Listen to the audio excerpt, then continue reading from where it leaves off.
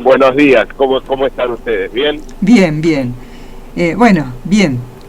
Si se puede decir bien, ¿no? Sí. Bueno, estamos bien porque estamos peleando, Sí, allá, acá, en todos lados. sí, sí. Ustedes, nosotros, eso es lo importante. Sí, y decime, ¿cómo ves el panorama teniendo en cuenta la alta inflación que hasta se sugiere que este año puede ser de 3 dígitos, ¿no? Sí, por supuesto, es algo que no está descartado, cuando tenés en cuenta que hay, y hubo meses del casi 7%, y todavía no empezaron los aumentos tarifarios. Claro. Es decir, que esa posibilidad no la podés descartar. Lo primero que uno tiene que decir sobre este punto es que digamos, la inflación es un gran mecanismo de confiscación, de exacción a todos los trabajadores. Ujú. Y te voy a dar un dato que lo muestra claramente, primero en lo que tiene que ver con los estatales, con la asistencia social y con los jubilados. Cuando comparás la recaudación impositiva, es decir, cómo aumentó la recaudación impositiva entre el primer trimestre de este año y el primer trimestre del año anterior, bueno, tenés un aumento del 60% de la recaudación. Bueno, ¿a qué se debe esto? Claramente al hecho de que, digamos, la recaudación de impuestos crece con la inflación. Claro, el IVA. Por supuesto, digamos, el IVA creció un 60% en la comparación con el año anterior. Entonces, el Estado, por supuesto, entonces es un socio importante, ¿no es cierto?, del proceso inflacionario. Ahora, cuando vos comparás ese 60% contra lo que fue el ajuste de jubilaciones, salarios estatales, docentes de la salud o asistencia social, AUH, planes, etcétera, y bueno, tenés en promedio, digamos, 42, 43%. De un año a otro. ¿Eso qué quiere decir? 60 contra 43. El Estado se embolsó entre 15 y 17 puntos de diferencia gracias a la inflación. Claro. Mira, con eso, con una parte de eso, pagó estos bonos que se estuvieron pagando en los días pasados. 9.000 pesos, etcétera. Es decir, que lo que el gobierno presenta como un refuerzo social, bueno, se lo sacó a los propios trabajadores, ¿no es cierto?, a través del proceso inflacionario. Y cuando vos tenés esta carrera que yo te mencionaba, 60% contra 47%, bueno, no tenemos en cuenta otro actor de esta historia, de esta novela, que son los tenedores de la deuda pública. Y hablo simplemente de la deuda pública en pesos, que se ajusta también con la inflación. Claro. Entonces ahí tenés bonos que cuando sumás la corrección de inflación más el interés, bueno, acercás un rendimiento del orden del 60% anual. En otras palabras, especuladores indexados y trabajadores y jubilados desindexados. Claro, siempre ganan los mismos, ¿no? Esa es la realidad. Sí. Y por eso es notable que en el acuerdo con el FMI, que digamos en su concepción liberal es siempre tan rígido con el tema inflacionario, controlar la política monetaria, etcétera. Bueno, en este caso admitió una inflación alta, de más del 40%, que por supuesto va a ser superada, pero al Fondo Monetario no le importa, porque sabe que ese mecanismo inflacionario es uno de los grandes recursos del ajuste. Eso lo va a dejar, y por eso lo va a dejar correr. Además, ahora viene un cimbronazo muy importante en ese proceso, que son los aumentos de tarifa. Claro.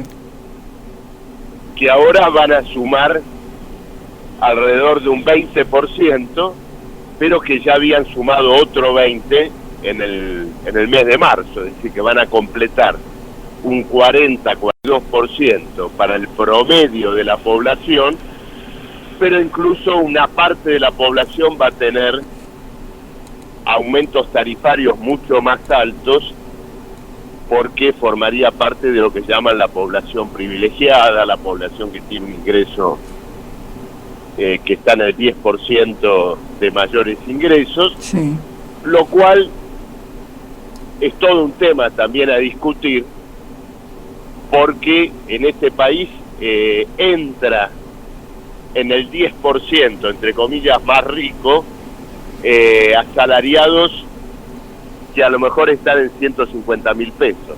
Claro, que no, y apenas rozan la canasta, lo que es la verdadera canasta familiar. Claro, está totalmente desactualizado el monto, digamos. Esto es lo que te puedo decir sobre la cuestión inflacionaria, ¿no es cierto? Sí. Esto, además, ellos, la excusa que ponen es, bueno, primero la pandemia, después la guerra. ¿Afectó en mucho la guerra este gran...? Porque, bueno, eso desató inflación en todo el mundo, ¿no? Pero, además, es porque tampoco se toman medidas, ¿verdad? Sí, por supuesto. En primer lugar, abordemos la cuestión de la pandemia. Bueno, mucho se discute sobre si cuando se emite moneda se crea o no se crea inflación, ¿no es cierto? Sí. Y durante la pandemia se emitió una suma muy importante de moneda frente a toda la emergencia sanitaria, social, económica, etcétera. Ahora, el problema es a dónde va dirigida esa emisión de moneda, es decir, ¿quién se quedó con los pesos que se emitieron durante la pandemia? 3 de cada 4 pesos fue dirigido al sector empresarial, es decir, a rescatarlo con distinto tipo de recursos, de subsidios. Claro. Tanto fue así que el resultado de ese proceso fue una fuerte devaluación de la moneda, digamos, de la moneda en su cotización paralela o blue, pero que reflejaba el hecho de que muchos empresarios desviaban los fondos que recibían del Estado para comprar dólares y posicionarse en moneda extranjera. El propio gobierno lo denunció esto. En cambio, todo lo que tuvo que ver con asistencia social y sanitaria fue retaseado. La prueba de esto es que hubo una caída de los ingresos, una suba en el nivel de pobreza y todo lo demás. Entonces, digamos, lo primero que te puedo decir sobre esto es que la pandemia terminó siendo, digamos, el Estado y la clase empresarial se sirvió de la pandemia para llevar adelante una gran operación monetaria y financiera de rescate de sus propios intereses. Sí. Entonces, eso elevó fuertísimamente la devaluación real de la moneda y creó una gran presión sobre los precios, que luego los empresarios de la alimentación y otros terminaron ajustando. Esto en primer lugar. Luego, por supuesto, está la cuestión de la guerra, que como ocurre en todas las guerras, es un gran factor de enriquecimiento de los que producen armas, de los que producen alimentos, en fin. Esto es lo que tenemos hoy, ¿no es cierto?, a escala mundial. Ahora, el gobierno frente a esto está en una situación de impotencia y de parálisis casi completa, con excepción de alguna medida que todavía no se ha logrado implementar, como ese famoso fondo del trigo y cosas por el estilo.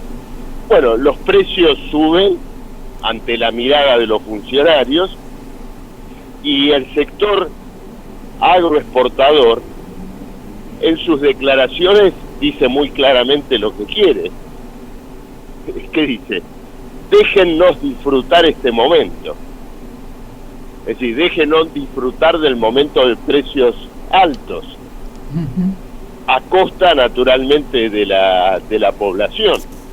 Una medida elementalmente defensora del interés de la población argentina tendría que plantear la incautación de los recursos alimentarios que en términos de cereales, harina, carnes, forman parte de la canasta familiar y asegurar su entrega en condiciones compatibles con el salario y con los ingresos de la población. Eso es elemental. Y por supuesto no existe hoy nada que se parezca a eso. No, ningún tipo de medidas para que el pueblo pueda llevar comida a la mesa. No, comenzando, por supuesto, con que uno dice lo siguiente: bueno, muy bien, si estos son los precios internacionales, si estos son los precios que impone la guerra, bueno, vamos a colocar los salarios a la altura de esos precios. De ningún modo, como decíamos al comienzo, los salarios corren por atrás del ajuste inflacionario. Sí. Sí, por otro lado, te quería preguntar porque, por un lado, el gobierno se puso del lado de Estados Unidos apoyando a las sanciones que les dieron a Rusia, que todos los gobiernos, bueno, la OTAN y todos los que están a favor de Estados Unidos le imponen a Rusia. Por otro lado, está haciendo también tratos con China. ¿Esto puede crear algún tipo de inconveniente? Bueno, ocurre lo siguiente. Digamos, en primer lugar, digamos que en una guerra que tiene características muy claras de guerra imperialista, de guerra de saqueo, de botín, que tiene como principal responsable, no único, pero principal responsable, al bloque de la OTAN, que durante 30 años se preparó largamente para este enfrentamiento, sumando países y fuerzas militares a un hostigamiento. Bueno, en un cuadro de este tipo, el gobierno tomó un alineamiento muy claro, aparte en un punto que es particularmente sensible, que es el de los derechos humanos y esta votación que hubo en las Naciones Unidas relacionada con la violación de los derechos humanos. Sí. Yo me delimito fuertemente de la conducta con la cual el régimen putiniano ha decidido defender sus prerrogativas, que aparte son prerrogativas capitalistas, oligárquicas, es decir, defiende a una clase de burócratas venidos a empresarios. Yo me delimito fuertemente, pero nunca votaría una condena a Putin de la mano de los que tiraron napalm en Vietnam. Claro. ¿Qué crees que te diga? Sí. Es decir, hablando en tu radio, me preguntás sobre los métodos de Putin, y digo, son métodos deplorables para defender lo que considera un hostigamiento de la OTAN. Pero nunca votaría esto con un bloque que se ha caracterizado por masacre del planeta. Claro. Y el gobierno argentino lo hizo. Indudablemente el gobierno argentino lo hizo porque espera, a cambio de ese voto, una cierta complacencia en los números económicos del plan que se comprometió a cumplir con el Fondo Monetario. Sí. Es decir, perdones económicos a cambio de alineamientos políticos. Ahora, el tema de China, por ahora, digamos, el gobierno mantiene un escenario, digamos, de acuerdos económicos, porque China todavía está bordeando esta crisis. Por ahora, Sí. por ahora, porque este conflicto es un conflicto de alcance mundial, ya involucra a todas las potencias del planeta. China ha buscado no comprometerse directamente, pero lo que está en juego, o sea, por lo que está en juego, más temprano que tarde va a haber un involucramiento, porque está en discusión el orden económico mundial de los últimos 30 años.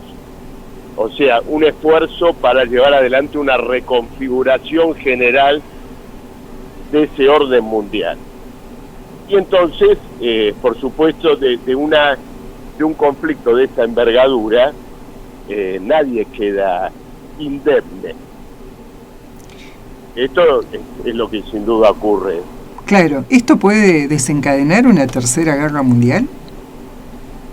Bueno, lo que está ocurriendo hoy ya es un conflicto mundial. Sí.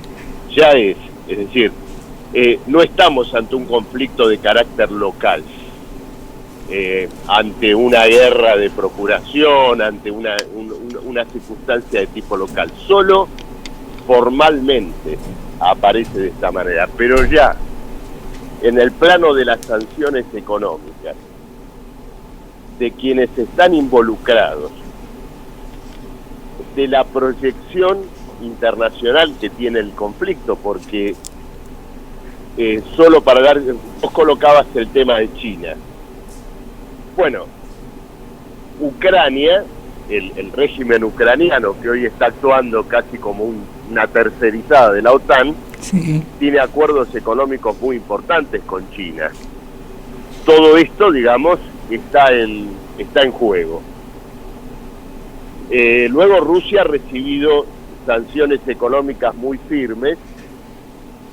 China ha puesto un límite a esas sanciones, no las ha aceptado integralmente, tampoco la India, y mucho más cerca de nosotros tampoco Brasil, que tiene intereses comerciales muy fuertes con Rusia. Por ejemplo, lo que tiene que ver con la compra de fertilizantes, que el lobby agroexportador de Brasil lleva adelante con la Federación Rusa. Entonces, el involucramiento, ¿no es cierto?, es mundial. Pero aparte, el conflicto tiene un carácter internacional por esta otra cuestión que te señalé antes, es decir, por su proyección estratégica. No está en discusión simplemente algunas regiones del este de Ucrania, sino que lo que se pone en discusión es una reconfiguración general del planeta, es decir, del orden mundial. Y Biden lo pone de manifiesto muy claramente cuando dice: vamos por Putin, vamos por un cambio de régimen político en Rusia. Para decírtelo, digamos, en dos palabras, en relación a lo que ha sido, a lo que significa esto históricamente.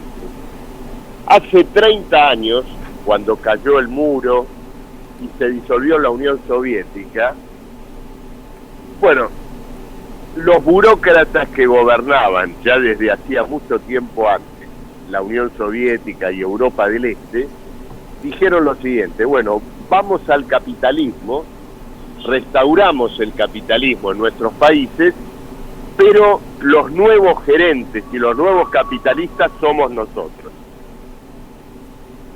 ¿Qué le dice hoy Biden y qué le dice hoy la Unión Europea a Putin y a todos ellos? Queremos esa restauración, queremos llevar el capitalismo a fondo en Rusia y en Europa del Este, pero no los queremos más a ustedes de intermediarios. Claro. Queremos intervenir y controlar directamente esa restauración del capitalismo. Esto que te dije es, como te diría, el nudo del conflicto que solo, digamos, solo superficialmente se expresa a través de la guerra de Ucrania. Uh-huh. O sea que, en definitiva, se está tratando de establecer un nuevo orden mundial. Sí, por supuesto, eso es lo que está en juego. Por eso son muy mezquinas y, digamos, estrechas en su mirada las consideraciones acerca de un conflicto de tipo nacional o local, uh-huh, concentrado en la nación ucraniana. Eso es solo, como diríamos, la caparazón del problema. El corazón está en este tipo de cuestiones, y bueno, no es que lo digo yo o la corriente a la que pertenezco. Cuando Biden dice vamos por un cambio de régimen en Rusia, claramente se refiere a esto. Sí. Bueno, Marcelo, la verdad que nos has dejado un panorama general muy claro. Te agradezco. ¿Y cómo salimos de esto, no? No de la definición del nuevo orden mundial. No, te digo dos palabras, por supuesto, es muy pertinente lo que señalas, y decirte dos palabras sobre esto. Si uno tuviera que trazar un parangón histórico con lo que estamos viviendo hoy, tal vez es una situación parecida a la que se vivió en las vísperas de la Primera Guerra Mundial. En dos cosas que te voy a señalar. Una, que esa guerra puso fin a un largo periodo de ilusiones en un crecimiento indefinido, imparable del capitalismo, uh-huh, en su fase ya de internacionalización, capital financiero, etcétera, etcétera. El segundo tema es que en aquel momento y en las vísperas de esta primera guerra,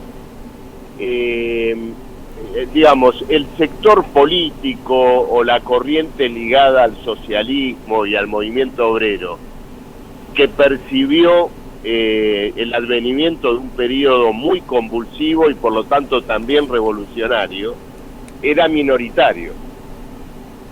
La mayoría del movimiento socialista internacional de aquellos años terminó absorbido por la propia guerra y apoyando a sus países en la guerra. Hoy, estas dos cuestiones se proyectan en lo siguiente. Primero, en que también este gran conflicto viene precedido de todo lo que se llamó la era de la globalización, uh-huh, donde se suponía que el mundo, después de la caída del muro, iba a ser armonizado por las grandes corporaciones capitalistas y sus potencias afines. Bueno, esa ilusión se derrumbó. Y la segunda es que efectivamente, digamos, una visión revolucionaria de esta gran crisis, de este gran punto de inflexión, es hoy minoritaria. Pero estoy convencido de que los hechos van a dar lugar a un gran desarrollo. Bien. Bueno, tenés una mirada optimista dentro de todo, Marcelo. Bueno, me diste la posibilidad de decir lo que es muy decir en cualquier radio o cualquier medio, así que lo agradezco infinitamente, y si tuvieron la posibilidad de grabar o si tienen, digamos, el registro de esta nota, me gustaría rescatarla porque creo que, como te decía, pocas veces uno puede explayarse tan integralmente. Bueno, y en este caso ayudaría a que otros compañeros en otros lugares del país lo pudieran escuchar. Por supuesto, te lo vamos a enviar. Y de paso te hago propaganda y de paso te hago propaganda a tu programa y a la radio. Bueno, muchas gracias, Marcelo. Realmente te agradecemos porque siempre estás dispuesto a hablar, con nosotros y nos dejás en claro muchas cosas, todas las preguntas que te podemos hacer y bueno, haces un análisis de la realidad, de todo lo que está pasando, muy claro, muy entendible, y es lo que necesitamos, ¿no? Poder transmitir esto en boca de alguien que lo sepa decir como vos, ¿no? Así que muchísimas gracias por tu tiempo y bueno, te vamos a estar llamando. Cuando quieras. Raquel, un abrazo grande. Abrazo. Y estamos en contacto. Bueno, un abrazo. Hasta pronto. Un abrazo. Estábamos hablando con Marcelo Ramal, economista, dirigente del Partido Obrero Tendencia, que bueno, de todo un poco, ¿no? De la inflación, de la situación económica del país y del mundo, y por qué esta guerra es tan importante, por qué esto es una definición de un nuevo orden mundial, en definitiva. Y por eso nos está afectando no solo a la Argentina, sino a todo el mundo.